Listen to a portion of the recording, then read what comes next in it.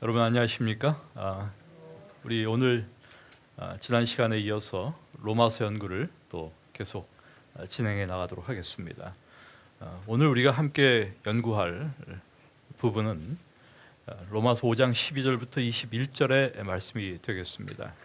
로마서 5장 12절부터 21절의 말씀입니다. 지금까지 바울은 인간의 죄와 죄책이라고 하는 것이 보편적인 문제다라는 것을 우리에게 이야기했습니다. 그리고 또한 우리를 의롭게 하시는 하나님의 은혜가 놀랍도록 능력이 있다는 사실을 우리에게 이야기했습니다. 5장 1절부터 11절까지의 말씀을 통해서 바울은 칭의의 결과들에 대하여 또한 진술했습니다. 우리가 지난 시간을 통해서 이 칭의의 결과들이 무엇인지에 대하여 함께 생각을 해보았습니다. 우리가 로마서 그 앞부분 우리가 함께 이미 공부한 앞부분을 통해서 바울은 유대인이나 이방인이나 다 죄 아래 있다라고 하는 선언을 그런 진술을 한 것을 우리가 보았습니다. 3장 9절의 말씀이었죠. 그러면서 또한 4장 9절에서 바울은 아브라함이 믿음을 통해 우리 모든 사람들의 조상이 되었다라고 한 사실을 밝히고 있습니다. 그래서 사실 우리가 지금까지 이 바울의 로마서의 진술들을 살펴보면 여기에 두 개의 공동체가 등장하고 있구나라고 하는 사실을 확인할 수가 있습니다. 하나는 죄와 죄책을 지니고 있는 공동체입니다. 아담 안에 있는 공동체다라고 앞으로 우리가 이해할 수가 있습니다. 또 하나는 은혜와 믿음의 특징을 가지고 있는 공동체입니다. 그것은 누구 안에 있는 그리스도 안에 있는 공동체구나라고 하는 사실을 우리가 앞으로 확인할 수가 있습니다. 여기 우리가 좀 이제 12절에 있는 말씀을 들어가기에 앞서서 먼저 다시 한번 짚고 넘어가고 싶은 그런 표현 중에 하나가 바로 무엇인가 하면 우리라고 하는 단어입니다. 여러분 그 5장에서 우리라고 하는 단어가 여러 번 등장해요. 한번 여러분들이 잘 관찰해 보시기 바랍니다. 5장 1절부터 있는 말씀을 잘 읽어보시면 이 우리라고 하는 단어가 여러 번 등장하는 것을 보게 됩니다. 우리라고 하는 것은 1인칭 복수형이죠. 이 우리 1절 우리가 또 2절 우리가 믿음으로 서 있는 또 3절에서도 우리가 환난 중에도 또 5절에도 우리에게 주신 성령으로 6절에도 우리가 아직 연약할 때 또 8절에도 우리가 아직 죄인 되었을 때 또 9절에도 우리가 그 피를 인하여 또 10절에도 우리가 원수 되었을 때 또 11절에 우리 주 예수 그리스도로 말미암아 우리로 화목을 얻게 하신 그런 표현들을 우리가 보게 됩니다. 여러 번 지금 거의 매절마다 한 번씩 무엇이 등장하는가 하면 우리라고 하는 단어가 나오는 것을 우리가 볼 수가 있습니다. 여러분 이것은 우리가 그리스도 안에 있는 새로운 믿음의 공동체의 일원이다라고 하는 사실을 아주 분명하게 보여주고 있는 그런 진술이라고 할 수가 있습니다. 다시 말해서 우리가 아브라함의 자손이다라고 한 사실을 이야기하고 있는 것이죠. 그리스도 안에 있는 새로운 믿음의 공동체. 이것은 상당히 중요한 그 공동체예요. 그래서 은혜와 믿음의 특징을 가지고 있는 공동체이다라고 하는 것을 먼저 우리가 생각하면서 12절부터 있는 말씀을 생각해 보려고 합니다. 여러분 12절의 말씀이 어떻게 시작되는가 하면 이러므로라고 하는 접속사를 통해서 시작되는 것을 보게 됩니다. 이러므로 한 사람으로 말미암아 죄가 세상에 들어오고 죄로 말미암아 사망이 왔나니 이와 같이 모든 사람이 죄를 지었으므로 사망이 모든 사람에게 이르렀느니라. 지금 제가 12절 말씀을 읽었는데 기왕 14절까지의 말씀을 읽도록 하겠습니다. 죄가 율법 있기 전에도 세상에 있었으나 율법이 없을 때에는 죄를 죄로 여기지 아니하느니라. 그러나 아담으로부터 모세까지 아담의 범죄와 같은 죄를 짓지 아니하는 자들 위에도 사망이 왕노릇하였나니 아담은 오실 자의 표상이라. 이 이러므로라고 하는 것은 1절부터 11절의 전반부와 또 12절부터 21절의 후반부에 연결고리 역할을 하고 있는 그런 접속사라고 생각할 수가 있습니다. 사실 그 앞부분에서 우리가 1절부터 11절에 있는 말씀 가운데 우리 주 예수 그리스도로 말미암아라고 하는 그 표현을 볼 수가 있어요. 1절에서도 그 말씀이 등장하죠. 우리 주 예수 그리스도로 말미암아 우리가 무엇을 합니까? 하나님과 화평을 누린다라고 하는 것을 이야기하고 있습니다. 그리고 그 전반부의 마지막 11절이 무엇을 이야기하고 있습니까? 또 우리 주 예수 그리스도로 말미암아 하나님 안에서 즐거워한다. 그 다음에 이제 이러므로가 나오는 거예요. 그러므로 이제 이러므로 또 이제 그것이 어떻게 연결되는가를 우리가 보게 되면 21절의 말씀을 보시면 여러분 우리 주 예수 그리스도로 말미암아 어디에 이른다? 영생에 이르게 하려 한다라고 하는 말씀을 보게 됩니다. 우리는 이러므로라고 하는 이 단어가 이런 형태로 앞부분과 후반부를 연결하고 있구나라고 하는 것을 먼저 이해하면 좋을 것 같고, 그러면서 우리가 한 가지 생각해 보고 싶은 것이 무엇인가. 여러분, 우리의 삶에 있어서 우리가 하나님과 화평을 누리고 뿐만 아니라 우리가 하나님 안에서 즐거워하고 또한 앞으로 영생에 이르게 될 이 모든 것, 이것은 누구를 통해서 가능한 것인가? 이 사실 우리가 항상 잊지 말아야 돼. 너무나 중요한 부분이죠, 여러분. 우리가 하나님과 화평을 누리고 하나님 안에서 즐거워하고 또한 앞으로 또 무엇을 받아요? 영생에 이르게 되는 이 모든 그리스도인의 삶의 총체적인 경험, 이것이 누구를 통하여? 예수 그리스도를 통하여 우리에게 경험되는 그러한 일이다라고 하는 것을 우리가 이 로마서의 말씀을 읽으면서 마음에 기억해야 할 필요가 있는 부분이 아닌가 하는 생각이 들었습니다. 자, 그런데 여기 이제 12절부터 바울은 누구와 누구를 소개하고 있는가 하면 아담과 그리스도를 소개하고 있는 모습을 우리가 볼 수가 있습니다.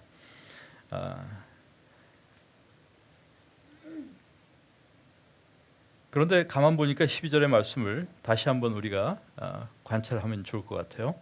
이러므로 한 사람으로 말미암아 죄가 세상에 들어오고 죄로 말미암아 사망이 왔나니 이와 같이 모든 사람이 죄를 지었으므로 사망이 모든 사람에게 이르렀다. 이 12절의 이 말씀은 굉장히 중요한 말씀입니다. 앞으로 우리가 오늘 아마 가장 많이 관찰하고 또 생각하고 그 의미를 함께 이해해야 할 그런 굉장히 중요한 핵심적인 그런 진술이라고 할 수가 있습니다. 여러분, 여기 있는 말씀을 가만 보니까 죄가 누구로부터 들어왔다라고 바울이 이야기합니까? 아담으로부터 죄가 들어왔다라고 말하고 있습니다. 여러분, 사실 아담으로부터 죄가 들어왔다라고 하는 이 개념은 그 당시 유대주의자들에게는 상당히 생각하지 못한 그러한 개념이었습니다. 어떤 의미에서는 굉장히 혁명적 개념이에요. 왜냐하면 이건 유대교에 없던 컨셉이에요. 일종의. 그 이유가 무엇인가? 유대주의에서는 죄라고 하는 것은 무엇인가 하면 범법이에요. 그래서 죄가 되기 위해서는 뭐가 먼저 있어야 돼? 법이 먼저 있어야 돼요. 법을 범한 것이 무엇인가 하면 죄예요. 그런데 지금 바울은 뭐라고 말하는가 하면 죄가 아담으로부터 들어왔다 이렇게 이야기하고 있어요. 죄가 들어왔다. 여러분 13절의 말씀을 보시면 죄가 율법 있기 전에도 세상에 있었다라고 바울은 이야기합니다. 그러면서 율법이 없을 때에는 죄를 죄로 여기지 아니하느니라라고 하는 말을 하는 걸 가만 우리가 읽을 수가 있어요. 그러면 이 말은 무엇인가? 이게 바로 누구의 사고예요? 유대인들의 사고예요. 유대적 사고예요. 율법이 없으면 죄가 죄가 아니야.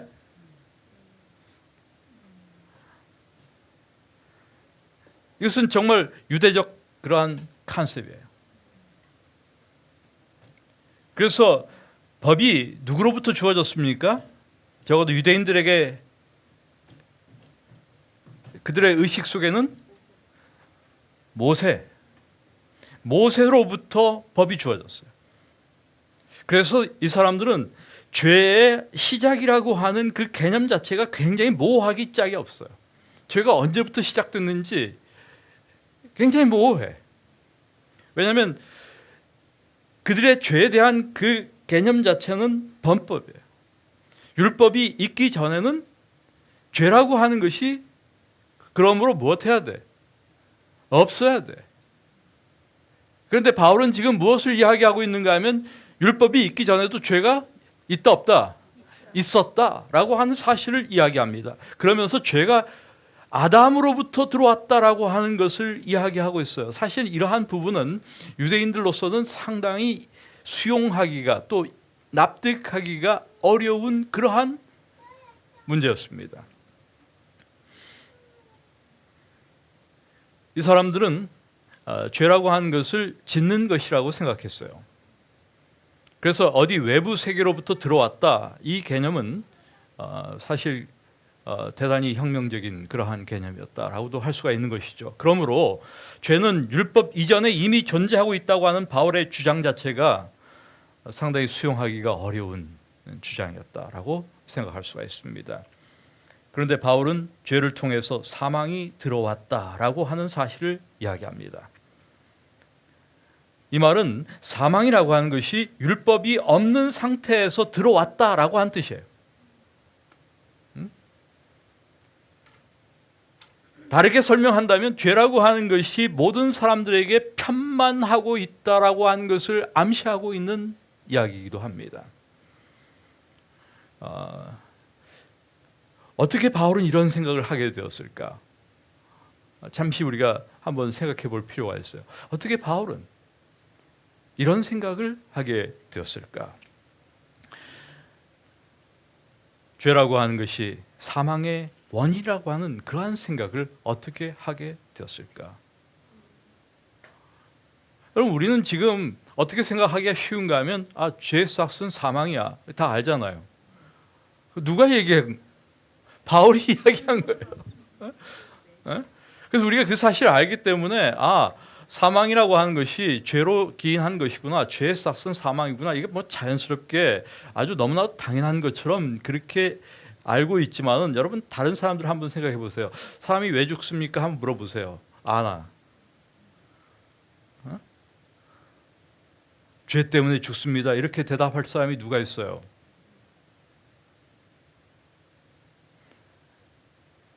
그렇지 않습니까, 여러분? 아니 무엇 때문에 죽는지 어떻게 알아요? 내가 죽는데 암으로 죽는 것이지 무슨 죄로 이렇게 생각하는 거 아닙니까?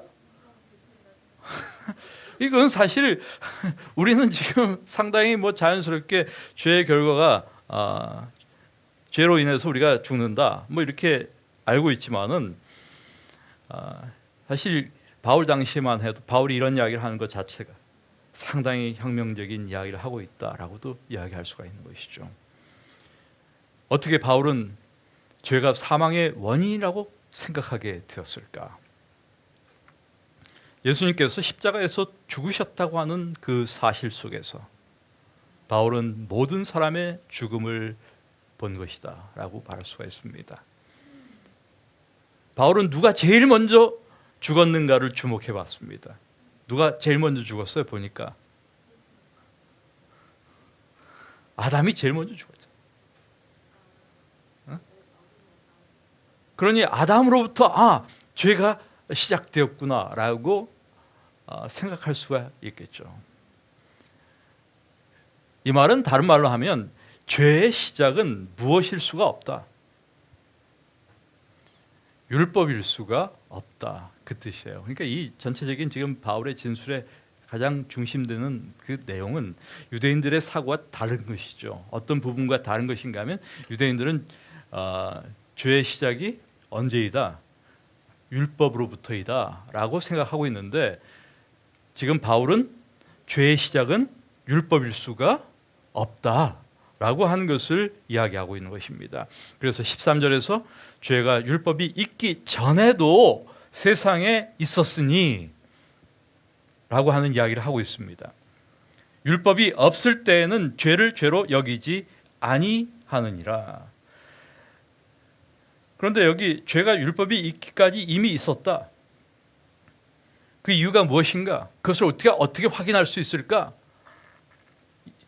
이미 무엇이 있었기 때문에, 죽음이 있었기 때문이다 라고 우리가 생각할 수가 있죠. 그런데 여기 이제 죄를 죄로 여기지 아니한다라고 할 때 이 여기지 않는다라고 하는 이 말의 의미가 무엇인가를 우리가 조금 생각해 볼 필요가 있습니다.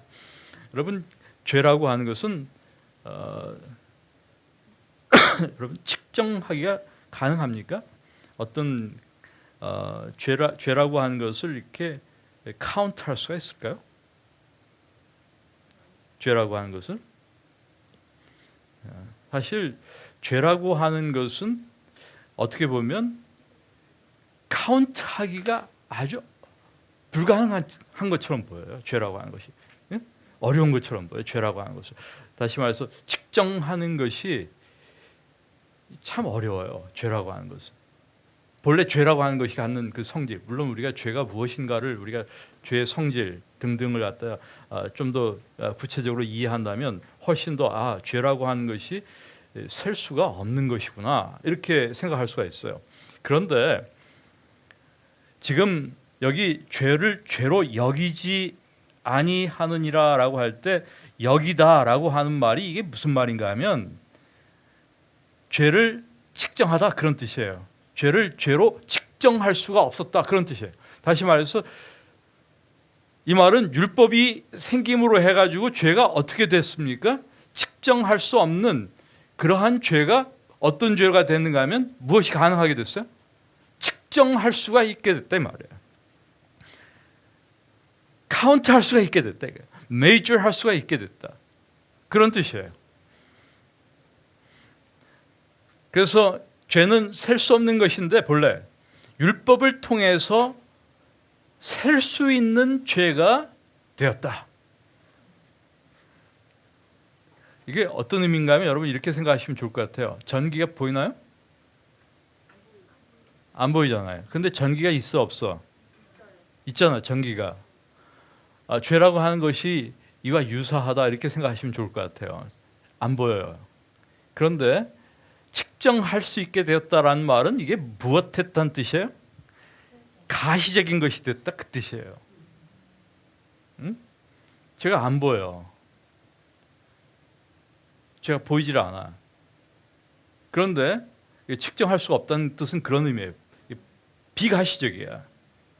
그런데 전기가 비가시적인 거예요. 그런데 계량기를 통해 가지고 전기가 싹 들어오니까 전기가 무엇하게 됐어 이제? 이게 얼마 썼는지 보여지는 거예요. 가시적인 것이 된 거예요. 그래서 지금 바울이 그 얘기를 하고 있어요. 그래서 율법을 주신 이유가 무엇인가를 우리가 여기에서 생각할 수가 있게 되는 것이죠. 율법을 주신 중요한 이유가 무엇인가? 그것은 죄를 세기 위한 것이구나. 죄를 죄되게 하기 위한 것이구나. 진짜 죄에 대한 무엇을 갖게 만들기 위해서? 의식을 갖게 하기 위한 것이구나. 죄를 갖다가 우리가 인식하지 못하고 의식하지도 못하고 보이지도 않으니까 없는 것 같기도 하고 그 모호한 것들을 갖다 무엇하게 만들어주는 것인가 하면 아주 확실하게 확연하게 보이게 만들어주는 것이구나 라고 한 것을 우리가 볼 수가 있는 것이죠. 여러분 이것이 바로 하나님께서 율법을 주신 중요한 이유라고 하는 것을 기억해야 합니다. 그래서 율법을 통해서 이미 사람의 마음속에 존재하고 있는 그 율법, 사실 율법이라고 하는 것이 이미 사람 속에 다 존재하고 있어요.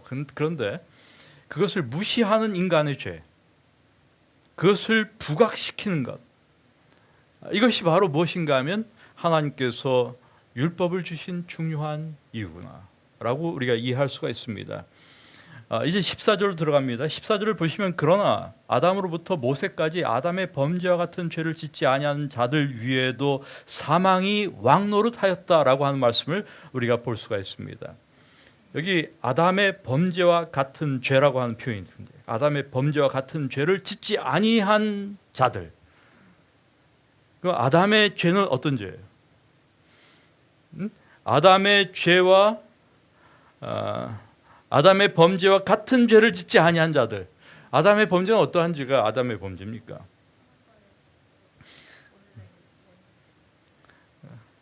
그 아담의 범죄는 사실은 그 어떤 죄인가 하면 하나님의 명령에 대한 불순종이죠, 사실. 그래서 거긴 아담의 죄도 역시 무엇이 있었는가 하면 하나님의 명령이 있었어요. 먹지 마라라고 하는 명령이 있었어요. 커맨드가 있었어요. 이미 그것은 무엇과 같은 것인가 하면 율법과 같은 것이죠. 그래서 Ten Commandment나 하나님께서 아담과 하와에게 주신 커맨드나 커맨드먼트잖아, 그게 다. 그래서 우리말 성경은 아주 모호한 표현을 사용하고 있지만은 여러분 영어 성경을 보시면 did not sin by breaking a command as Adam did 이렇게 표현하고 있어요. 상당히 좋은 번역이라고 저는 생각해요. NIV는 이렇게 번역하고 있는데, 그래서 율법을 갖다가 범한 것이 아니에요. 아담 이후부터 신의 산까지 그 중간에 살던 사람들은 무엇을 범한 것이 아니에요. 율법을 범한 것이 아니죠. 지금 바울이 하는 얘기예요. 율법을 범한 것이 아니에요. 아담부터 신의 산, 율법이 주어지기 전 그 중간에 살았던 사람들은 다 어떻게 살았어요? 이 율법과 관계없이 살았던 사람들이에요. 그러니까 다시 말해서 아담과 같은 죄를 범치 않은 사람들이다 이 말이에요. 그런데 그들에게도 무엇이? 사망이 무엇했어요? 왕노릇했다. 우리말 이 성경을 잘 이해하셔야 돼요. 그 말은 무슨 말이에요? 율법과 관계없이 무엇이 있다? 죄가 있구나라고 하는 사실을 다시 한번 확인해 주시는 거예요. 그러니까 율법을 범하지 않은 아담과 같은 죄를 짓지 않은 사람들에게도 죽음이 무엇했어요? 왕노를 했다 이 말이에요. 다 죽었다 이 말이에요. 그러니까 율법 있기 전에도 무엇이 있구나, 이미 죄라고 하는 것이 있구나. 죄라고 하는 것은 율법으로부터 기인하는 것이 아니구나 라고 하는 사실을 우리는 다시 한번 확인한 것이죠. 그래서 율법은 죄의 근원이 아니에요. 율법이 죄의 근원이 아니라고 하는 말은 율법은 무엇이 될 수 없다는 뜻일까요? 죄의 해결책이 될 수 없다는 뜻이죠. 왜냐하면 율법에서부터 죄가 나왔으면 율법을 없애버리면 죄가 해결될 수도 있는 거 아니에요? 율법에서 죄가 나왔으니까 요거 나쁜 거네 하면서 그 율법을 갖다 없애버리면 죄가 없어질 거 아니에요. 근데 해결될 거 아니에요. 그래서 율법으로는 죄가 해결될 수가 없다라고 하는 것을 이야기하고 있어요. 다시 우리가 12절의 주제로 돌아갑니다. 제가 오늘 12절의 말씀을 좀 깊이 있게 생각을 해보려고 합니다. 12절의 주제를 가만 보게 되면 이것은 죄와 사망을 이야기하고 있어요. 죄와 사망의 그 관계를 이야기하고 있는데 어떻게 12절이 그 인간 역사의 어떤 타락의 단계를 묘사하고 있는가를 잠깐 우리가 관찰해 볼 필요가 있습니다. 제일 먼저 한 사람으로 말미암아 죄가 세상에 들어왔다라고 한 것을 이야기합니다. 한 사람으로 말미암아 죄가 세상에 들어왔다. 여기 한 사람은 누굴까요? 아담이죠. 그 의미하는 사람이 아담이에요. 그런데 이 바울이 지금 이 말씀을 통해서 강조하고 이야기하려고 하는 그 핵심은 무엇일까요? 악이 인간 세상에 어떻게 침범했느냐라고 하는 것을 이야기하고 있습니다. 악이라고 하는 것이 인간 세상에 어떻게 들어왔느냐, 무엇을 통하여 들어왔다. 아담의 불순종을 통해서 들어왔다라고 하는 사실을 이야기하고 있습니다. 이것이 첫 번째 단계예요. 그 다음에 두 번째, 죄로 말미암아 그 다음에 무엇이 생겼어요? 사망이 왔다. 그러니까 죄라고 하는 것은 사망이 들어오도록 허용하는 일종의 무엇인가 하면 문과 같은 역할을 하는 것입니다.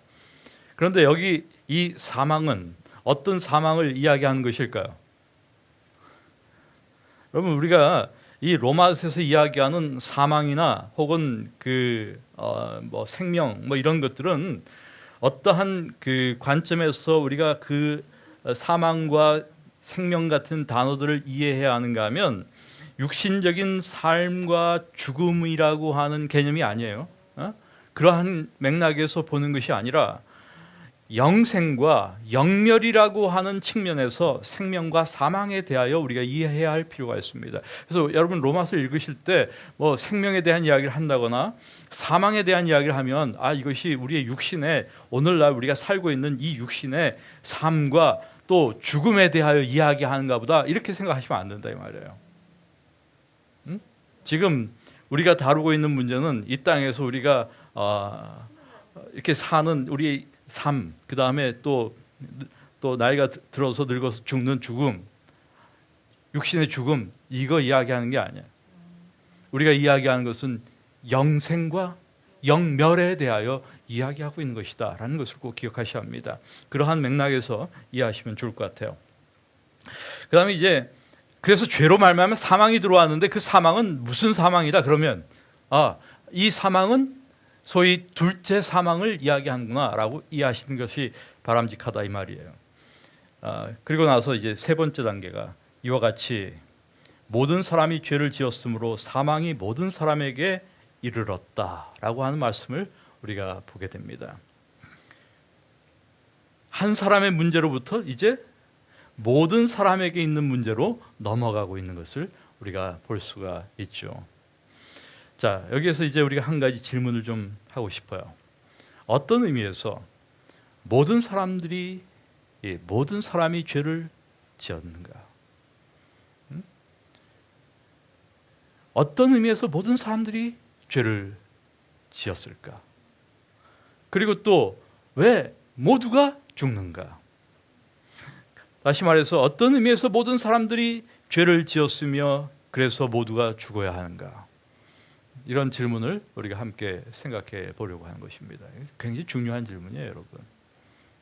사실 신학적으로도 굉장히 오랜 기간 동안 기독교 역사를 통해서 이 질문에 대한 다양한 대답들이 존재해 왔습니다.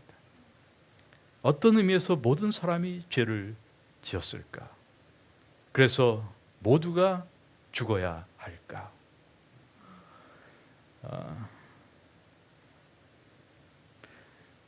이 질문에 대해서 이제 대표적인 중요한 인물들을 중심으로 해서 이야기를 하도록 하겠습니다.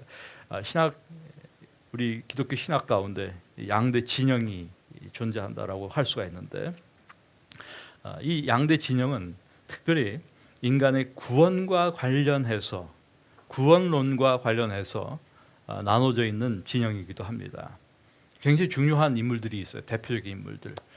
누구와 누구를 대비해서 이야기하기 원하는가 하면 가장 처음부터 시작되는 기독교 신학의 처음부터 그 출발 선상에서부터 등장한 인물들이기 때문에 그 대표적인 두 사람을 이야기할 수가 있어요. 하나는 팔라기우스입니다. 또 한 사람은 어거스틴입니다. 이 팔라기우스와 어거스틴의 입장이 서로 달라요. 그리고 이것은 나중에 기독교 구원론과 관련해서 우리 신학에 있어서 특별히 기독교 신학 어떤 발전과 관련해서 양대 진영으로 나뉘게 되는 것을 우리가 볼 수가 있습니다. 여러분, 그 아담처럼 모든 사람들이 죄를 지었다. 여기 12절에 있는 이 말씀을 기억하고 계시는 게 좋습니다. 이와 같이 모든 사람이 죄를 지었으므로, 이 말이에요. 지금 이와 같이 모든 사람이 죄를 지었으므로 모든 사람에게 사망이 이르렀다라고 하는 이 12절 마지막 부분의 말씀을 지금 여러분들 머릿속에 좀 기억을 하시면서 우리가 이 질문과 관련된 생각들을 정리해 보도록 하겠습니다. 어떤 의미에서 모든 사람이 죄를 지었을까? 펠라기우스는 아담처럼 모든 사람이 죄를 지었다라고 이야기합니다. 아담처럼 모든 사람이 죄를 지었다. 이 말은 다른 말로 하면 모든 사람들이 아담의 죄를 모방하고 있다라고 하는 뜻입니다. 아담처럼, 실제 아담이 지은 것처럼 그런 죄를 모든 사람들이 다 지었다. 그래서 무엇이 왔다? 사망이 왔다. 이런 논리예요. 그러면 이런 그 소위 펠라기우스적 그런 이해가 가는 문제는 무엇일까요? 좀 어려운 신학적인 이야기를 하고 있습니다, 여러분. 그러면 이 펠라기우스의 이러한 주장이 갖는 문제는 무엇일까요? 그러면 금방 이런 문제가 등장하죠. 우리는 사실 어떤 죽음을 많이 보는가 하면 아주 갓난 영유아의 죽음도 많이 보지 않습니까? 그러면 이 아이들은 무슨 죄를 졌어요? 죄질 시간도 없는데.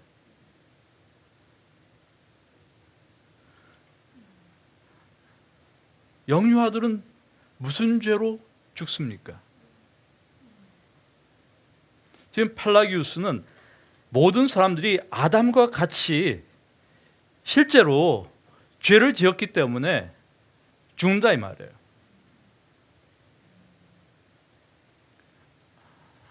이것이 이제 펠라기우스가 가지고 있는 이해의 문제점으로 나타납니다. 그래서 사실 펠라기우스는 이제 무엇을 이야기하는가 하면 타락한 본성의 유전을 이야기해요. 타락한 본성의 유전. 어떤 경향, 그 본성, 경향의 유전, 이런 것을 이야기합니다. 그러면 반대로 어거스틴은 어떤 생각을 가지고 있나? 사실 이 영유아의 죽음을 설명하는 데 있어서 가장 좋은 하나의 아이디어가 무엇일까? 원죄예요. 그래서 어거스틴이 무엇을 이야기하는가 하면 원죄라고 하는 것을 이야기합니다. 처음 얘기한 거예요. 원죄라고 하는 것을. Original sin. 아마 여러분 원죄라고 하는 표현은 많이 들어보셨을 거예요. 다 원죄. 우리는 원죄를 믿나요? 재림교회는? 원죄가 뭡니까? 그래서 이 어거스틴의 이해는 모든 사람이 아담 안에서 그리고 그 아담을 통하여 죄를 지었다라고 하는 개념이에요. 그래서 이것은 무엇의 문제인가 하면 참여의 문제입니다. 펠라기우스적 이해는 모방의 문제, 아담과 같은 죄를 우리도 짓는 모방의 문제예요. 그런데 어거스틴의 죄의 문제는 무엇인가 하면 참여의 문제. 누구의 죄에 참여한 것인가 하면 아담의 죄에 참여하는 것이죠. 이것이 어거스틴이 가지고 있는 이해입니다. 이것이 원죄론이에요. 그래서 사실 이 로마서 지금 우리가 본 이 5장 12절의 말씀은 원죄라고 하는 것과 관련해서 굉장히 중요한 이슈가 되는 성경절이에요.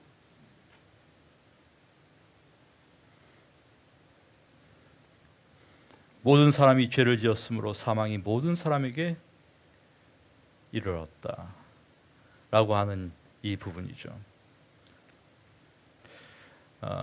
원죄라고 하는 말이 성경에 있습니까? 이 성경에 없는 단어 중에 하나예요. 그런데 그 내용이 있는 것 같아요. 그런데 이 어거스틴의 원죄에 대한 이해는 그것이 오늘날 카톨릭의 이해와 똑같은 거예요. 그래서 이 카톨릭이 가지고 있는 원죄론과 사실 성경의 그 개념은 상당히 다른 개념으로서의, 그런데 꼭 무엇 같은 느낌이 드는가 하면 원죄 같은 느낌이 드는 그러한 이제 성격이 좀 보여요. 그래서 사실 원죄라고 하는 단어를 우리가 사용할 때 그것이 어떠한 개념으로 사용되어지는 것이냐에 따라서 맞을 수도 있고 우리가 동의하지 않을 수도 있는 거예요. 그래서 이게 원죄라고 하는 것을 카톨릭적인 어거스틴적 그러한 개념으로 사용한다면 사실은 재림교회는 그러한 원죄에 대한 아이디어를 갖고 있지 않습니다. 그러면 이것은 어떤 것인가? 어거스틴은 그 어거스틴의 원죄론, 그 다음에 또 캘빈도 마찬가지예요. 캘빈도 이 원죄와 관련해서 어거스틴과 같은 견해를 가지고 있어요. 아담의 죄로 말미암아 그의 모든 후손이 태어날 때 이미 무엇이 되는가 하면 involuntary, 무의식적인, 자발적인, 비자발적인 그런 뜻이잖아요. involuntary 하면 무의식적으로 나도 모르게 무엇이 되는가 하면 범법자가 되는 거예요. transgressors, involuntary transgressors. 이게 원죄예요. 그러니까 이것으로는 무엇이 설명이 가능한가 하면 영유아의 죽음이 설명이 가능해요. 그래서 카톨릭 교회가 무엇을 주는가 하면 유아세를 주는 이유가 바로 여기 있어요. 신학적으로.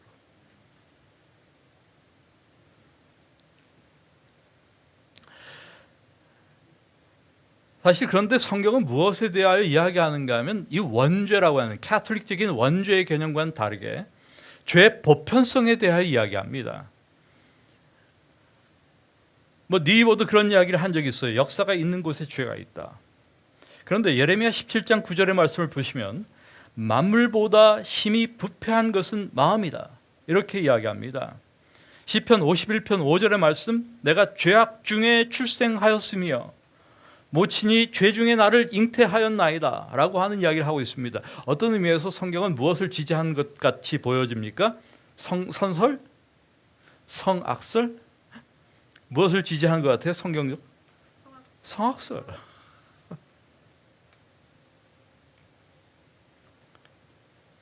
사실 우리가 죄가 어떻게 아담의 후손들인 인간에게 전달되었는지 정확하게 알 수가 있을까요? 없을까요?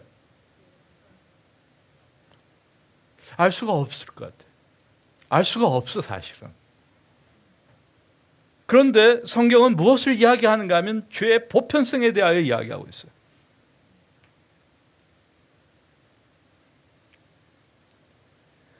그렇다면 여기에서 우리가 어떠한 질문을 한 가지 생각해 볼 필요가 있는가 하면 아담의 죄로 인하여 무엇을 그 후손들은 물려받았을까라고 하는 것입니다. 무엇을 물려받았을까?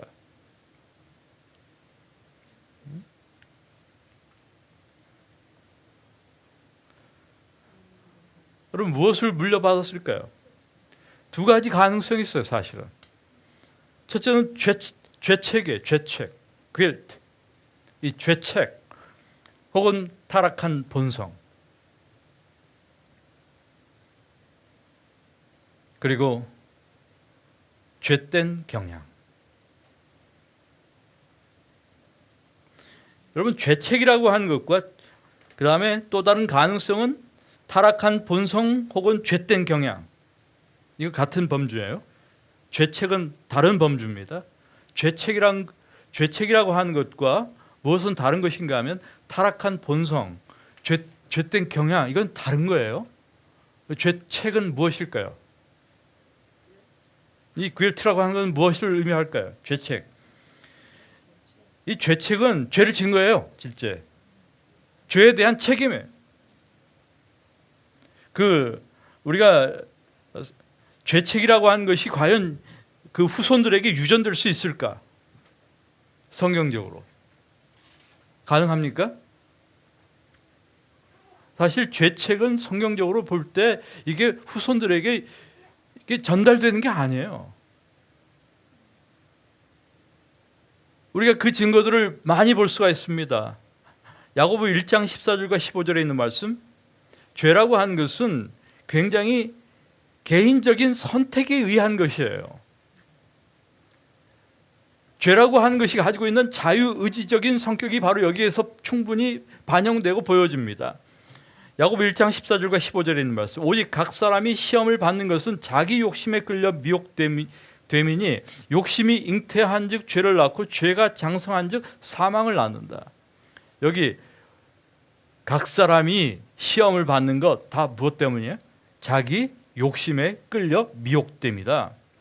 그래서 욕심이 잉태해서 무엇을 낳습니까? 죄를 낳는다. 죄가 또한 장성해서 사망을 낳는다라고 야고보는 이야기하고 있습니다. 여러분, 그 다음에 또 에스겔 18장 20절에 있는 말씀 보세요. 범죄하는 그 영혼은 죽을지라 아들은 아비의 죄악을 무엇하지 않아? 담당치 않는다. 또한 아비는 아들의 죄악을 담당치 아니한다. 의인의 의도 자기에게로 돌아가고 악인의 악도 자기에게 돌아간다. 그러니까 죄책이라고 하는 것은 절대로 무엇될 수가 없는 것인가 하면 전달되거나 유전되는 것이 아니다라는 사실을 우리가 여기서 확인하는 것이죠. 뿐만 아니라 신명기 24장 16절에 있는 말씀, 아버지는 그 자식들로 말미암아 죽임을 당하지 않을 것이요 자식들은 그 아버지로 말미암아 죽임을 당하지 않을 것이니 각 사람은 자기 죄로 말미암아 죽임을 당할 것이다. 그러니까 아담의 죄 때문에 그 후손이 우리도 따라서 다 죽는다면 이건 억울한 일 아니냐? 응? 그래서 죄책은 무엇 되지 않아요? 유전되지 않는다.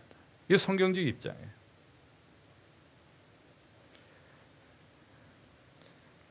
그래서 죄라고 하는 것은 대단히 개인적인 것일 뿐만 아니라 도덕적인 것이기도 합니다.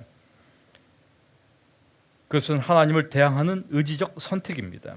따라서 한 사람의 죄책은 다른 사람에게 전가될 수가 있어요, 없어요? 없습니다. 그런데 또 어떤 분이 이런 이야기를 하면 바로 또 이렇게 묻는 분들이 계실 수가 있어요. 우리가 출애굽기 20장 5절에 있는 말씀을 보게 되면 재미있는 말씀이 나와요. 아비의 죄가 3, 4대까지 이른다. 이게 뭐예요, 그러면? 죄가 유전되는 거예요? 아버지 죄가 아들로 그 아들로 이렇게 내려간다는 뜻이에요? 이게? 그럼 왜 3, 4대까지밖에 안 가나? 그럼 유전되면 계속돼야지. 유전이라고 하는 것이 4대까지만 가고 딱 멈춥니까? 그렇지 않아요. 그래서 이것은 3, 4대까지 이른다라고 하는 이 이야기는 아비의 죄가 이것은 죄책이 자손들에게 전달된다 그 뜻이 아니에요. 그럼 무슨 뜻이냐? 이 부분에 대해서 앨런 와이트는 상당히 훌륭한 코멘트를 하고 있어요. 아주 훌륭한 인사이트라고 저는 생각합니다.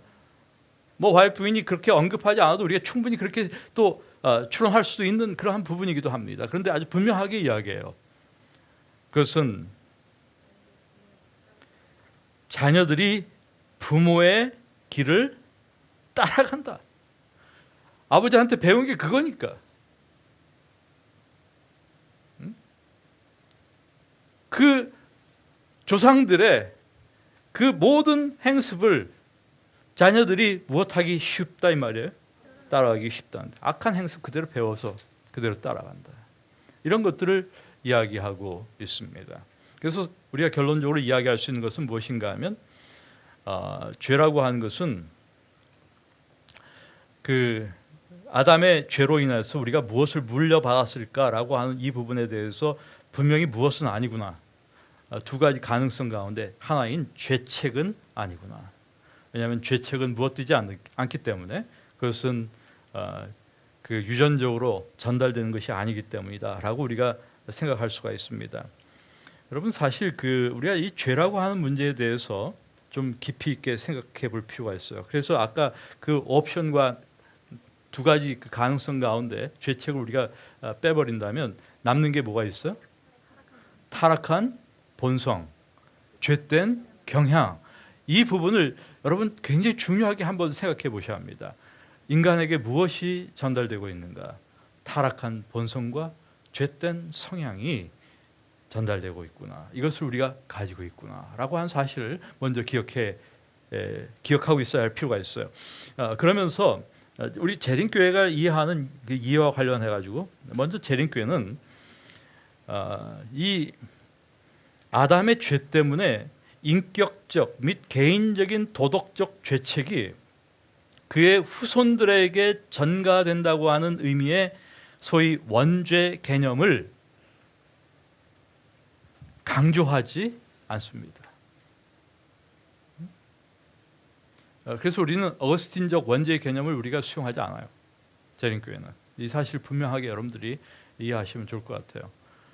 오히려 우리는 팔라기우스의 그 이해를 훨씬 더 많이 갖고 있어요. 어떤 의미에서? 왜냐하면 마지막 부분에 그 무엇에 대한 이야기를 했습니까? 타락한 본성, 경향이 우리에게 전달된다라고 하는 이러한 부분에 있어서 상당히 팔라기우스적이다라고도 이야기할 수가 있어요. 그렇다고 뭐 완전히 또 팔라기우스적이다라고도 말하기도 좀 어려워요. 모호한 부분이 많이 있어요. 그래서 이 인성과 관련해서 인간의 어떤 그 죄성, 이 문제와 관련해 가지고 대두되는 문제가 무엇인가 하면 그리스도의 인성 문제예요. 그럼 예수님은 어떤 본성을 가지고 태어나셨는가? 죄인의 모습으로 이 땅에 오신 예수님은 어떠한 본성을 가지고 계셨는가라고 하는 것이 대단히 중요한 또 이슈이기도 하다 이 말이에요. 이 문제와 관련해 가지고. 그래서 여러분들이 무엇을 좀 기억하시는 것이 필요한가 하면 타락한 본성과 죄된 경향의 유전이라고 하는 부분에 대해서 좀 인식하면, 좀 이해를 가지고 계시면서 우리가 특별히 재림교회의 중요한 두 학자가 가지고 있는 죄에 대한 이해가 어떻게 다른가를 좀 비교해 보는 것도 의미가 있습니다. 왜냐하면 이 두 사람의 죄에 대한 이해가 그 차이가 그리스도의 인성 문제와 관련해 가지고도 굉장히 중요한 문제로 등장합니다. 그 대표적인 학자가 누구인가 하면 1950년대 학자들이에요. 우리 교회 헤펜스톨과 앤드리어슨이라고 하는 두 사람입니다. 이 헤펜스톨, 앤드리어슨 동시대 사람이에요. 1950년대. 그런데 이 헤펜스톨은 죄라고 하는 것을 어떻게 이해했는가 하면 이것을 의식적인 행위와 무의식적인 행위가 다 포함되어 있다고 생각했어요. 죄라고 하는 것이. 근데 의식적인 행위라고 하는 것은 무엇인가 하면 우리가 conscious behavior, 소위 말해서 우리가 의식을 가지고 하는 행동이에요. 죄된 행동들. 이게 다 죄야. 그런데 또 한 가지 죄가 무엇인가 하면 일종의 무의식적인 unconscious behavior, 의식이 없이 행하는 행위들. 그래서 이것들은 이제 일종의 무엇을 이야기하는가 하면 state of being, 우리의 존재 상태 자체가 죄다. 이렇게 이야기해. 헤펜스톨은 우리의 존재 자체, 인간 존재 자체가 죄다. 그래서 이러한 그 견해를 우리가 이해하고 받아들이는 것, 수용하는 것, 이것이 어떤 사람들에게는 상당히 쉽지가 않아요. 그런데 반면에 이 헤펜스톨이 인간의 그 존재 자체가 죄라고 하는 이러한 생각 때문에 인간 존재 자체에 극복할 수 없는 일종의 무엇이 있다고 생각하는가 하면 우리 안에 죄성이 있다고 생각하는 거예요. 그래서 무엇이 불가능한가 하면 도덕적인 완전이라고 하는 것은 불가능하다라고 헤펜스톨이 이야기합니다. 그래서 사실 어떻게 보면 헤펜스톨의 이 같은 입장은 마치 어떤 느낌을 주는가, 우리 존재 자체가 아무것도 하지 않았어. 우리가 실질적으로. 그럼에도 불구하고 우리 존재 자체가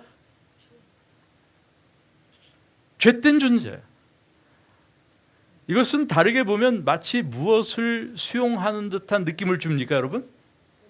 원죄론. 상당히 어거스틴적인 입장처럼 보여지는 거예요, 사실은. 어떻게 보면 매우 유사한 인간 존재 자체가 죄라는 입장, 이것은 원죄론과 유사한 입장을 취하는 것처럼 보여지는 것이죠. 근데 반면 앤드리어슨, 이 앤드리어스는 우리가 잘 알죠, 여러분? 재림교회에서 앤드리어스는 어떤 신학을 만들어 놓은 사람인가 하면 소위 마지막 세대 신학을 만들어 놓은 사람이었습니다. 이 앤드리어스는 죄라고 하는 것을 어떻게 규명했는가 하면 의식적인 행위에 초점을 맞췄습니다. 그러니까 죄라고 하는 것은 무엇인가 하면 다 의식적인 행위야. conscious behavior, physical, mental 다 포함하죠. 그것이 육체적이든 정신적이든 우리의 의식적으로 하는 모든 행위들이 다 죄야. 정신적으로도 의식적으로 하는 그러한 죄들이 있잖아요. 머릿속으로 아주 고약하고 나쁜 악한 음란한 그러한 생각들을 얼마든지 할 수가 있잖아요. 다 죄야. 그런데 무엇은 죄가 아닌가 하면 unconscious, 무의식적인 행위들은 죄가 아니야. 그건 죄, 범죄 없어요. 누구에게? 앤드리어슨에게. 그렇기 때문에 이러한 앤드리어슨의 죄에 대한 이해는 무엇을 가능하게 만들어주는가 하면 죄라고 하는 것이 전부 다 무엇한 거예요? 가시적인 것들이에요. 그러니까 무엇이 가능해져? 도덕적 완전이라고 하는 것이 가능해지는 거예요. 여러분, 도덕적 완전은 죄라고 하는 것을 다 카운트할 수 있을 때 가능한 거예요. 죄가 다 소위 말해서 유대인들이 생각했던 것처럼 유대주의자들이 생각했던 것이 죄라고 하는 것은 범법이다라고 생각하게 되면 무엇이 가능해지는가 하면 죄를 안 짓는 것이 얼마든지 가능하죠. 무엇하지 않으면 되니까. 범법하지 않으면 되잖아. 그러면 죄가 안 질 수 있죠. 그러면 완전해지는 거지, 우리가. 이게 앤드리어슨이 가지고 있는 이해예요. 그럼 사실 우리는 여기에서 죄라고 하는 것을 이해하는 그 이해의 어떤 깊이가 이게 과연 깊은 이해일까 상당히 이제 의문이 가는 부분들이 많이 있어요. 왜냐하면 죄가 무엇인가에 대한 성경적인 이해들을 우리가 좀 가질 필요가 있다는 뜻이에요. 이런 의미에서 우리가 그 죄라고 하는 것이 무엇인가에 대해서 좀 구체적으로 우리가 생각해 보면 이것이 무엇 이상이구나라고 하는 것을 금방 알아차릴 수가 있는가 하면 conscious behavior 이상이구나, 의식적인 행위 이상이구나라고 하는 걸 금방 우리가 알아차릴 수가 있어요. 저는 개인적으로 누구야? 앤드리어슨의 입장에 죄에 대한 이해에 대해서 동의하지 않습니다. 저는 죄라고 하는 것이 more than that, 그것보다 훨씬 더 못한 것인가 하면 깊고 넓고 광범위한 것이다라고 생각하기 때문에 그렇습니다. 훨씬 저는 무엇에 가까운가 하면 해펜스톨 입장에 가까워요. 인간의 존재 자체가 죄된 그러한 존재다. 그렇다고 해서 제가 어거스틴의 입장을 수용하는 것 절대로 아닙니다. 재림교회는 이 원죄론 받아들이지 않아요. 그러면 그 죄된 상태가 어떤 것인가, 여기에 대한 이해들을 우리가 조금 더 구체적으로 가질 필요가 있어요. 그래서 먼저 우리가 죄라고 하는 것이 무엇인가를 먼저 좀 이해를 깊이 하는 것이 필요하지 않겠나, 제가 그렇게 생각이 들어요. 그럼 여러분, 죄가 무엇입니까? 성경이 말하는 죄가 어떤 것일까를 한번 정리해 보는 게 필요해요. 한번 제가 정리해서 여러분에게 소개해 드리고 싶어요. 지금 죄란 무엇인가? 성경은 깨어진 관계라고 이야기합니다. 불신, 그것이 죄다. 하나님과의 관계를 깨뜨리는 것. 그래서 로마서 14장 23절, 믿음으로 행하지 않는 모든 것이 죄이다. 하나님과의 관계를 통하여 행하지 않는 모든 것, 그것이 다 죄이다 라고 말하고 있습니다. 이것이 성경이 이야기하는 죄예요. 첫 번째, 죄라고 하는 것을 보여주는 하나의 성격입니다. 하나님과의 관계를 깨뜨리는 것, 깨어진 하나님과의 관계, 이것이 다 죄예요, 결국은. 그다음 요한일서 3장 4절은 또 죄를 갖다 무엇으로 이야기하고 있습니까? 불법이라고 아주 분명하게 이야기합니다. 죄는 불법이다. 불순종이 죄이다라는 것을 이야기하죠. 그래서 여기 등장하는 이 죄는 율법을 범하고 바꾸는 것, 또는 적극적인 의미의 어떤 반역적인 행동, 이 모든 것들이 다 죄, 범죄에 속해 있는 것들이에요.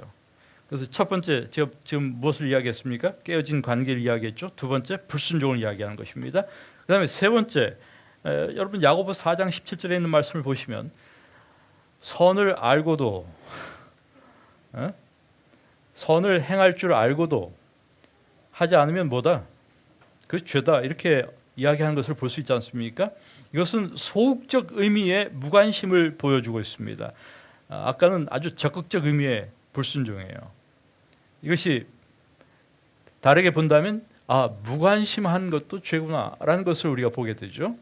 그 다음에 네 번째, 로마서 7장 14절에 죄가 내 속에 거한다라고 말합니다. 이게 정말 중요한 부분이에요. 죄가 내 속에 거한다. 이것은 무엇을 이야기하고 있습니까? 우리의 본성 자체가 무엇하구나, 죄된 본성이구나라고 하는 것을 보여주고 있어요. 죄가 내 속에 거한다.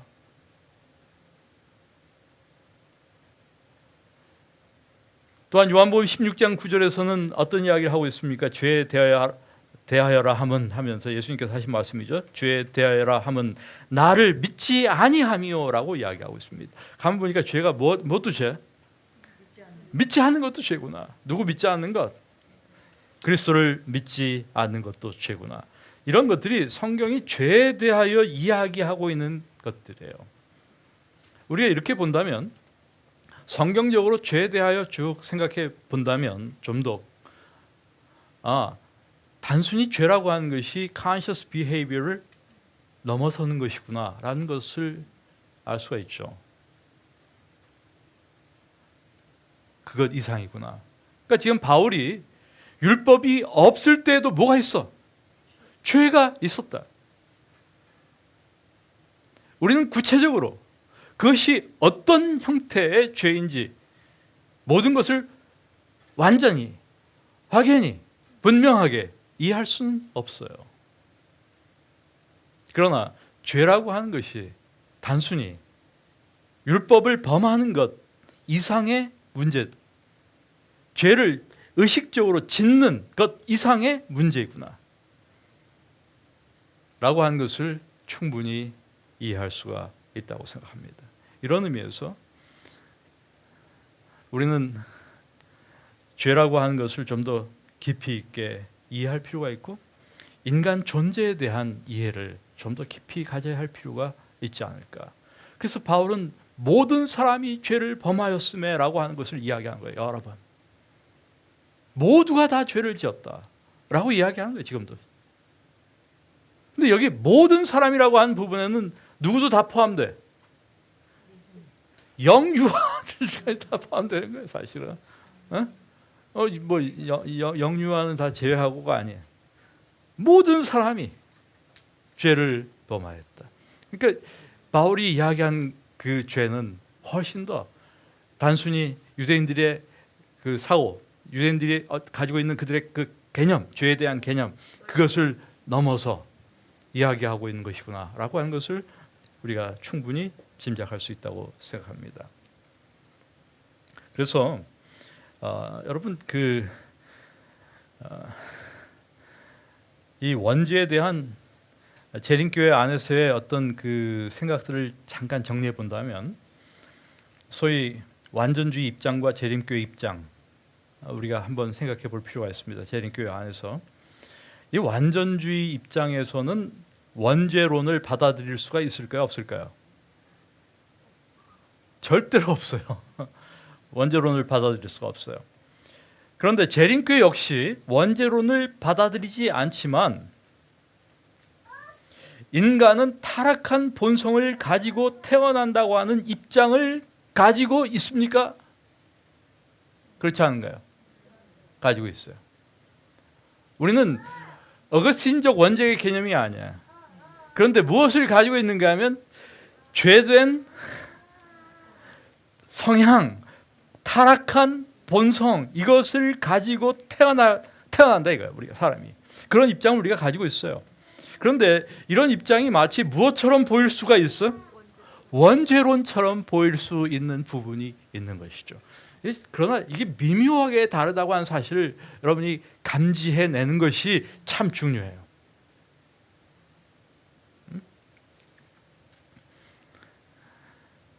이렇게 죄라고 하는 것이 개인적인 것이며 도덕적인 것이라고 한다면 왜 성경은 모든 사람이 죄를 범했다고 말하는가? 바로 그 이유가 무엇일까? 죄의 보편성에 대한 그 필연적 이유가 무엇일까? 바로 지금 설명한 바로 이 부분입니다. 무엇 때문인가 하면 우리 안에 있는 이 타고난 악에 익숙한 경향 때문이다 라고 말하는 것입니다.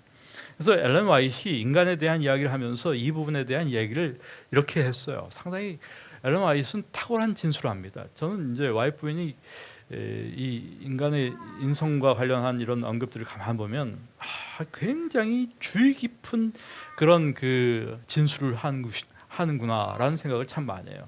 그러니까 뭐 가볍게 이야기해가지고 마치 어거스틴의 입장을 동조하는 듯한 그러한 이야기를 하는 것도 아니고 신학적으로 아주 문제를 일으키는 그러한 그 아주 혼란을 불러일으키는 그러한 진술을 하는 것도 아니고 아주 정말 아주 좋은 표현이에요. 섬세한 진술을 하는 거예요. 사실 어떤 의미에서 여러분들 그것을 좀 알아차리시면 참 좋아요. 그래서 엘렌 화이트는 이렇게 이야기합니다. 악에 익숙한 경향, 타고난 경향 이런 표현들을 사용을 하는데 교육 29쪽에서 엘렌 화이트는 이렇게 이야기하고 있습니다. 선악을 알게 하는 나무의 열매를 먹은 결과가 모든 사람의 경험 가운데 나타난다. 악으로 기우는 성향. 참 중요한 표현이에요, 여러분. 악으로 기우는 성향. 곧 인간이 다른 도움 없이 혼자서는 저항할 수 없는 힘이, 혼자서는 저항할 수 없는 힘이에요. 그 성향이라고 하는 것이 얼마나 강한지. 어디로 기울어지는? 악으로 기울어지는. 악으로 기우는 그 성향이 혼자서는 저항할 수 없는 그런 힘이에요. 그것이 사람의 본성 속에 내재한다. 여러분 이 교육 29쪽에 언급되고 있는 이 표현은 우리가 정말 주목해야 할 그 엘렌 화이트의 진술이라고 저는 생각합니다. 엘렌 화이트는 인간의 본성 안에 무엇이 있는가에 대하여 아주 탁월한 통찰을 하고 있구나. 악에 기우는 경향이라고 표현하고 있습니다. 여러분 그래서 인간을 주관하는 이 죄의 세력, 이게 얼마나 큰 세력인가 하면 이거 배울 필요가 없어요. 여러분이 따로 그냥 알아요. 저절로 알아요. 누구라도 배울 필요가 없는가 하면 아이라도 배울 필요가 없어요. 제가 우리 아이를 키우면서 뭐 제 아이가 아니라 손녀, 우리 손녀, 손자, 손녀를 키우면서 늘 무엇하는가 하면 우리는 무엇을 가리키려고 그렇게 애씁니까, 여러분? 좋은 것을 가리키려고, 선한 것을 가리키려고 얼마나 애쓰는지 몰라. 그런데 애들은 안 가르쳐준 것을 왜 그렇게 잘하는지. 이게 무엇인가 하면 아이라도 죄를 배울 필요가 없구나, 저절로 아는구나 한 것을 알게 됩니다. 여러분 아무리 무지한 사람이라도 어떻게 죄를 짓는지 잘 알아요. 그래서 바울은 에베소 2장 3절에서 본질상 우리가 진노의 자녀였다라고 하는 사실을 이야기합니다. 본질상 진노의 자녀예요. 또한 마가복음 7장 21절의 말씀을 통해서 죄나 죄책의 전달은 있을 수가 없다는 사실을 우리가 다시 한번 확인합니다. 그러나 내적 죄에 대한 경향이나 성향은 무엇 된다? 전달된다라는 것을 우리가 알 수가 있죠. 그래서 여러분, 저는 이제 그 어떤 이런 성향이 전달되는 것에 대한 이해를 처음에 이게 도대체 어떻게 이것이 전달될까, 어떠한 물질, 유전적인 물질을 통해서 전달될까에 대해서 생각을 좀 많이 해봤어요. 참 잘 뭐 납득도 안 가고 그러다가 여기 이 유전적 요인들 가운데 인간이 가지고 있는 어떤 성질이나 경향과 취향 같은 것들이 어떻게 그 후손들에게 전달될까에 대해서 곰곰이 생각을 많이 해봤어요. 그러다가 전 이제 유전자라고 하는 것이 한번 픽스가 되면 이게 안 고쳐지는 줄 알았거든. 근데 그게 아니더라고. 보니까 유전자에 뭐가 일어나요? 변형이 일어나더라고. 그렇구나. 그래서 얼마든지 이런 아담의 성향이 유전될 수가 있구나라고 하는 것을 이해하기 시작했어요. 여러분, 인간이 가지고 있는 어떤 죄된 성향들을 이렇게 가만 보게 되면 아주 인간은 그런 죄된 성향을 진짜 가지고 있구나라는 것을 저는 늘 제 자신을 통해서 발견합니다.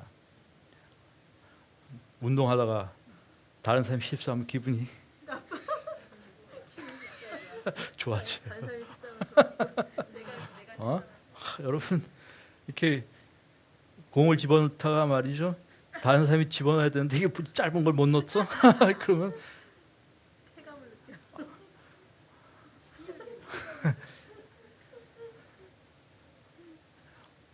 선수들 다 그래요. 골프 선수들 다 그렇게 느낄 거야 아마. 응? 상대방이 중요한 퍼트를 실수하면 아마 마음이 기쁠 거예요. 여러분, 드라마나 영화에 이 더러운 정욕의 요소가 들어가지 않은 것은 재미가 없어. 응? 그런 것들은 시청률이 안 올라. 예? 그래서 이미 지우려야 지울 수 없는 죄의 모습이 인간에게 있다는 사실을 우리는 보게 되는 것이죠.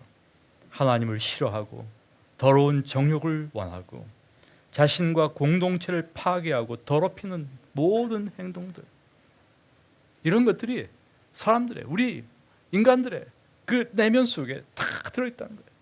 사실은 뭐 목사들이 모이면 뭐 굉장히 뭐 거룩하고 성화된 인간들이 모여가지고 뭐 그럴 것 같은데 그렇지 않아.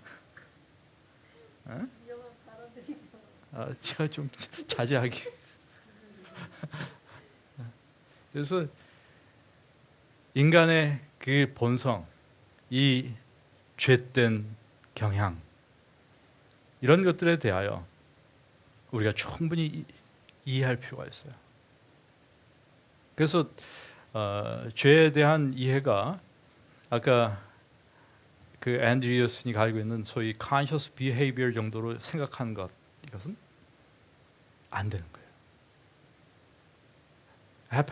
happens to의 죄에 대한 이해가 훨씬 더 적절하다라는 생각이 들어요. 그래서 state of being, 인간의 존재 자체가 죄로 기울어지는 그러한 경향을 가지고 있구나.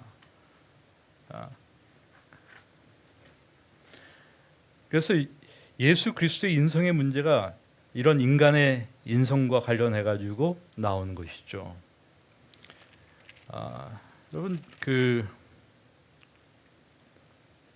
예수님이 죄 있는 육신의 모양으로 이 땅에 오셨다라고 바울은 로마서 8장 3절에서 이야기하고 있는데, 이 예수님께서 가지고 오신 이 죄 있는 육신의 모양이라고 하는 것이 어떠한 것일까? 여러분, 예수님께서 이러한 우리가 가지고 있는 죄성을 띠고 이 땅에 오셨을 리가 있을까? 없어요.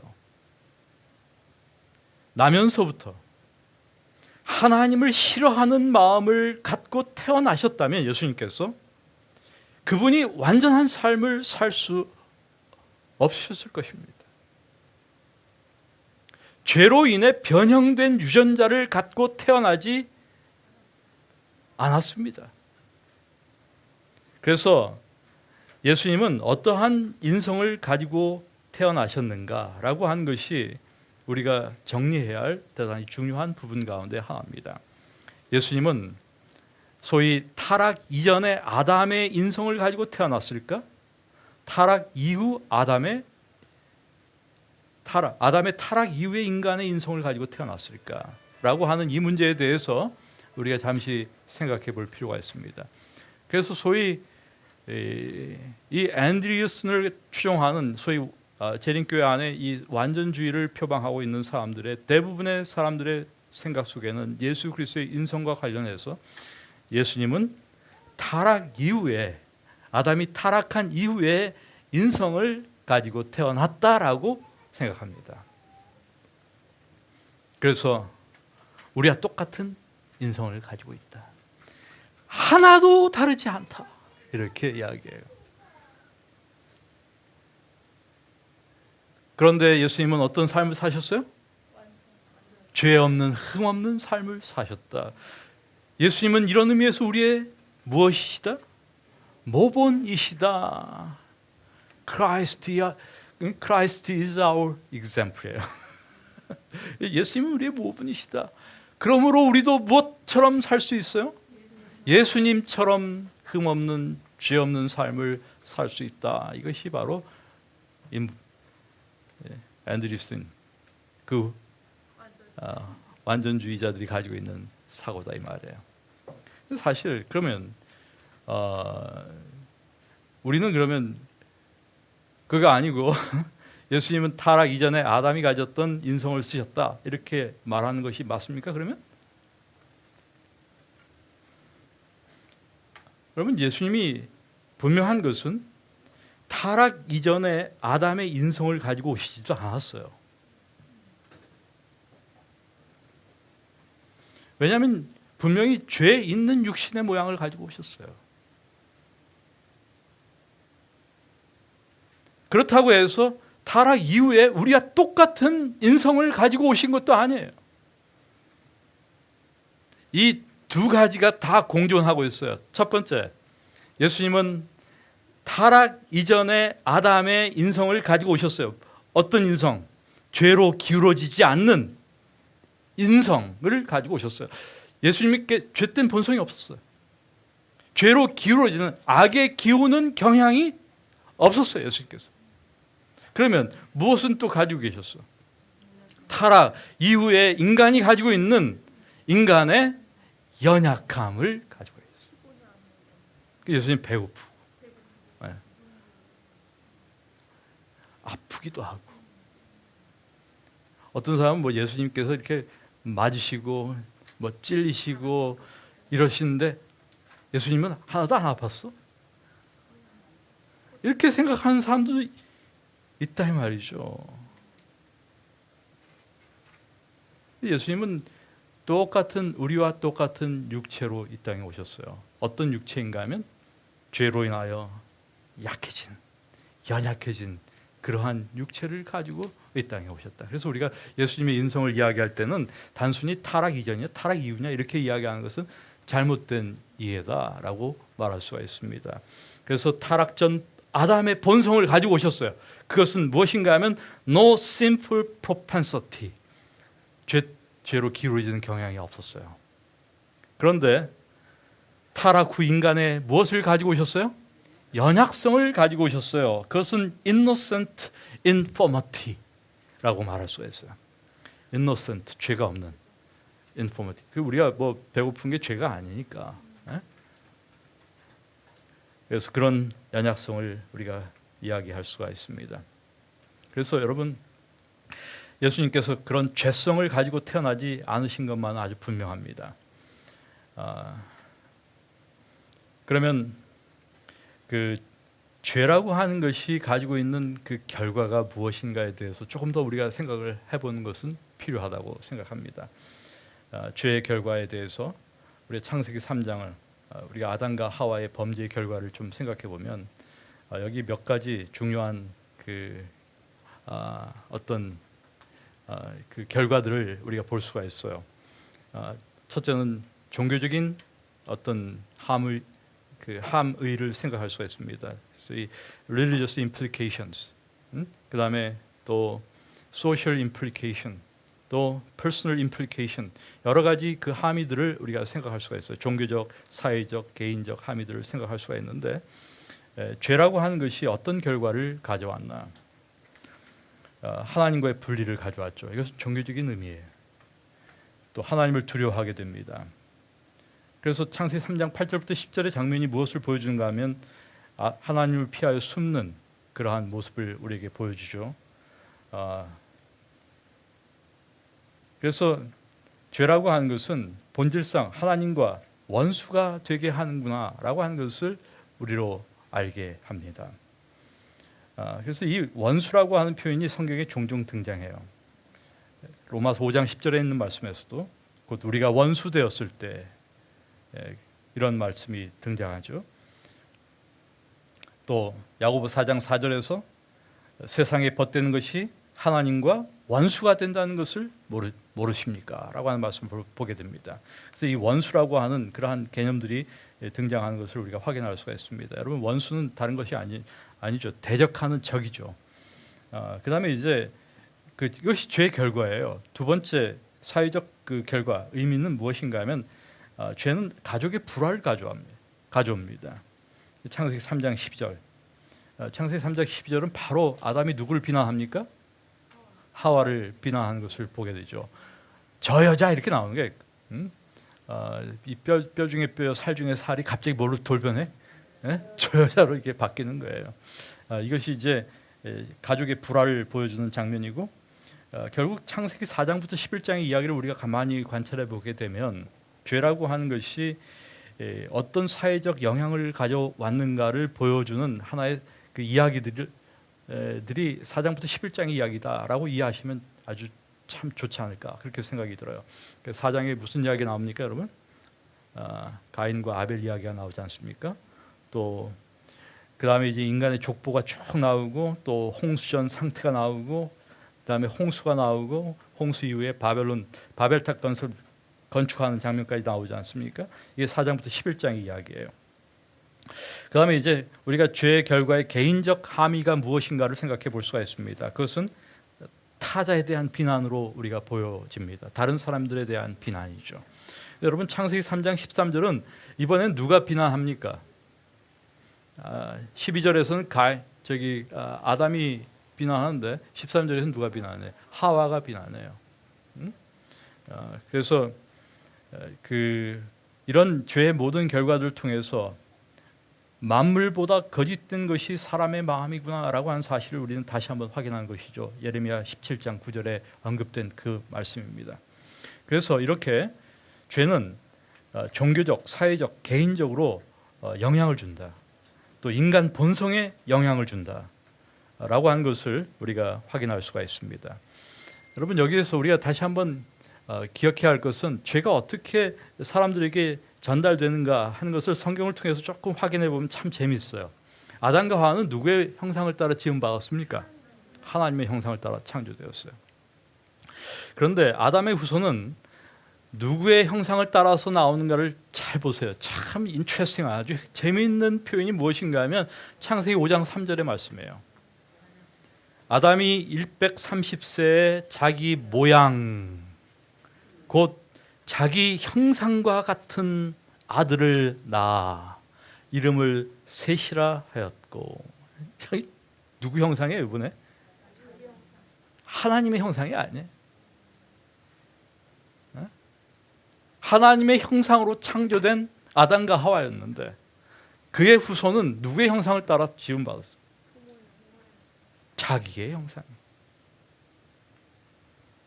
성경이 이 표현들을 이렇게 쓰고 있음을 아주 우리는 유의해서 봐야 합니다. 이렇게 적지 않아도 돼요. 사실 아담이 130세에 아들을 낳아 이름을 셋이라 하였고 이렇게 쓰면 되지 않습니까? 그 다음에 다 족보가 다 그렇게 나오잖아요. 그런데 딱 한 번 이렇게 표현을 처음 시작하는 거예요. 족보를 시작하면서 genealogy 시작하면서 처음에 딱 언급하는 것이 무엇인가 하면 아담과 하와와 그 후손들의 차별성을 딱 보여주는 거예요. 우리가 성경을 읽으면서 이런 것들을 관찰하면 얼마나 좋을까요? 읽어내야 돼. 그 괜히 거기다 집어넣는 것이 아니에요, 성경을. 그래서 아담과 하와와 그 다음에 그의 후손들이 어떻게 다른 존재인가를 우리가 볼 수가 있는 거예요. 이들은 다 이제 무엇을 가지고 태어났는가 하면 악으로 향하는 경향을 가지고 태어난 것이죠. 그래서 엘렌 화이트는 산상보온, 시대의 소망, 정노의 계단 이 세 곳에서 다 같은 이야기를 하는데 이런 이야기를 하고 있어요. 인간의 마음은 본성적으로 냉랭하고 어둡고 그리고 사랑하지 않는다. 무엇으로? 본성적으로. 본성은 어떻게 하는 거예요? 그냥 가지고 태어나는 거예요. 그래서 본성적으로 인간의 마음은 선하다? 악하다. 아담은 본래 잘 균형 잡힌 마음과 순결한 생각을 가지고 있었지만 불순종을 통하여 그의 능력들은 왜곡되었고 이기심이 사랑을 대체하게 되었다. 여러분, 이 인간의 의지는 이런 의미에서 어떤 의지인가 하면 타락한 의지입니다. 악으로 기울어지는 성향을 가지고 있는 의지다라고 할 수가 있습니다. 그래서 바울이 이렇게 말하는 거예요.